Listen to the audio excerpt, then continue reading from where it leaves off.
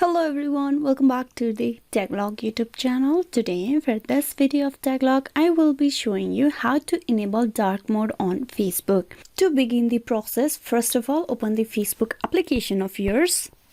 Once you open the Facebook application, you need to tap on the horizontal lines, the three horizontal lines on the top right. Tap that, and from there you scroll down and tap on Setting and Privacy.